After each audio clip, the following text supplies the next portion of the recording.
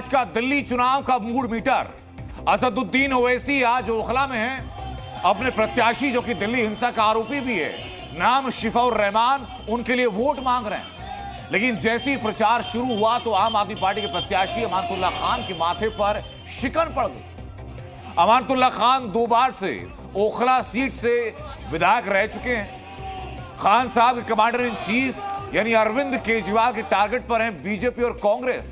लेकिन अमानतुल्लाह खान की टेंशन जरा दूसरी है। अमानतुल्लाह खान की टेंशन की वजह है असदुद्दीन ओवैसी और असदुद्दीन ओवैसी के प्रत्याशी शिफाउर रहमान। उनकी एक झलक जरा आप देखिए कि कितने परेशानी में इस वक्त अमानतुल्लाह खान है। असदुद्दीन ओवैसी की क्या कुर्बानी है? कहां गया था दिल्ली रंगों में? ये बताओ कहां है ये?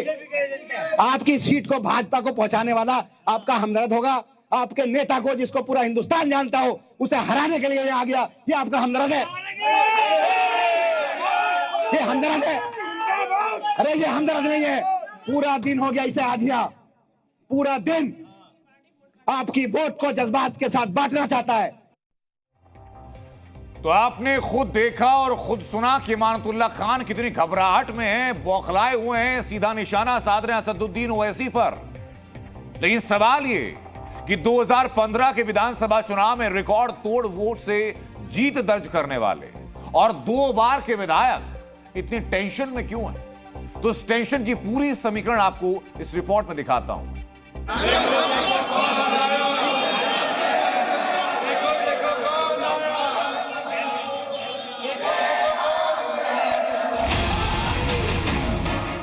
हैदराबादी भाईजान ओवैसी के साथ आगे बढ़ती भीड़, बुर्का नशी औरतों का हुजूम और साथ में जोरदार नारेबाजी। क्या ओखला को नया शेर मिल गया है? इस सवाल का जवाब तो 8 फरवरी की तारीख पर मिलेगा।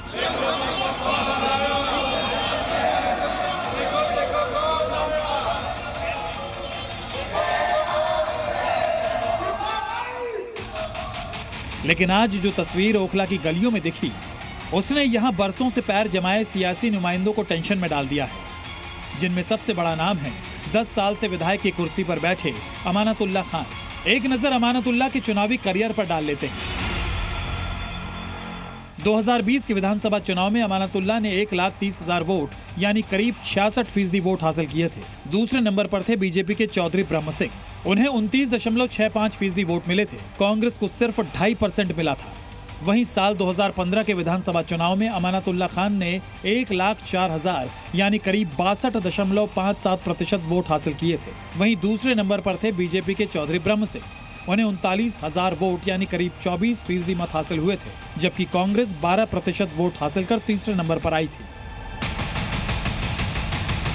ओखला सीट पर जो बातें अमानतुल्लाह के फेवर में जाती हैं, उसमें पहला है कांग्रेस का कमजोर होना। वहीं शाहीन बाग और जोगाबाई इलाके का वोट बीजेपी के फेवर में नहीं है। लेकिन इस सीट पर एक नए किरदार ओवैसी नई सियासी हवा बनाते दिख रहे हैं। आगे आगे चौतरफा पुलिस के पहरे में प्रचार करता शिफाउर रहमान और उसके पीछे भारी भीड़ के साथ आगे बढ़ते ओवैसी।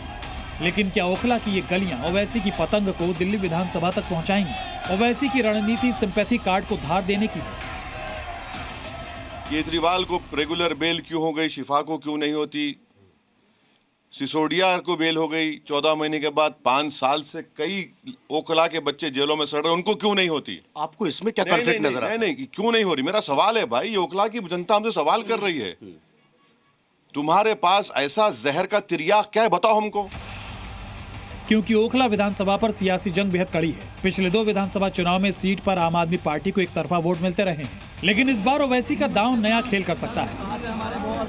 मोहब्बत के लोग हैं, मोहब्बत के, सिर्फ मोहब्बत के लोग हैं, ये पैसों वाले लोग नहीं है। सारे मोहब्बत से आए हुए। शिवा भाई जिंदाबाद। शिफाउर का माहौल बदलने वाला है। इंशाल्लाह विन करेंगे और 5 तारीख को तन मन धन हमने अपना काम भी बंद किए हुए हैं। आप देख सकते हैं शिफाउर रहमान के लिए हर तरीके की कुर्बानी देंगे। तन की, मन की, धन की, हर तरह की काम बंद। शिफा को जिताना है इंशाल्लाह। अमानतुल्लाह खुद करप्शन के आरोपों में घिरे हैं। वक्फ घोटाला मामले में ईडी उन्हें अरेस्ट कर चुकी है। वो खुद बेल पर है। वहीं शिफा पर दिल्ली दंगे का आरोप है और वो कस्टडी पैरोल पर प्रचार कर रहा है। लेकिन शिफा के लिए ओवैसी पूरा जोर लगा रहे हैं, विक्टिम कार्ड खेल रहे हैं। यही वजह है कि अमानतुल्लाह वोटर्स को बीजेपी का डर दिखाने लगे। सोचो अगर भाजपा जीत गई तो ये 4 मंजिला इमारत रहेगी। आज पानी की शिकायत मुझसे कर रहे हो, मैं दूर कर दूंगा। ये करने आएंगे, झाड़ू लगाने आएंगे, आपकी सीवर साफ करने आएंगे, सड़कें बनाने आएंगे। आम आदमी पार्टी ही नहीं, ओवैसी की ओखला सीट पर एंट्री ने तमाम सियासी पार्टियों का चुनावी गणित बिगाड़ दिया है। ओखला विधानसभा के लोगों से कि आप कम से कम असदुद्दीन ओवैसी जैसी लीडरशिप जो नफरत की राजनीति करने के लिए जाना जाता है, आप उनकी बातों को ध्यान ना दें, आप अपना मतदान दें, एक ऐसी सरकार बनाएं जो आपके हित के लिए सोचती हो। मेकर होंगे कि क्या होंगे, वो अपनी जो सूरत हाल उन्होंने बना रखी है वो हम लोगों को मालूम है, उससे कोई बहुत ज़्यादा फ़ायदा उनको होने वाला नहीं है। दिल्ली की जनता और दिल्ली के मुसलमान ने दिल्ली इस बात को, इस चाल को अच्छी तरह समझते हैं। ओखला सीट पर ओवैसी उसी स्टाइल की पॉलिटिक्स कर रहे हैं जिसके लिए वो मशहूर है। सियासी जंग मुस्लिम वोटों पर एक मुश्त कब्जे की है, लेकिन यहाँ चुनावी पतंग की एंट्री ने अमानत को आफत में डाल दिया है। ब्यूरो रिपोर्ट, जी मीडिया।